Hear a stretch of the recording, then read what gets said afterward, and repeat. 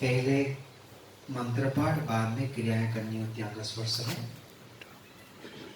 अब सब लोग सीधा होके बैठेंगे, आग बंद करके। जिनको मंत्र उच्चारण आता है, याद है, वो आग बंद करके बैठ सकते हैं, और जिनको नहीं आता हो वेद पुस्तक देखते हुए वेद मंत्रों का उच्चारण करेंगे।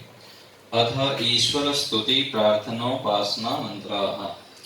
ओम विश्वा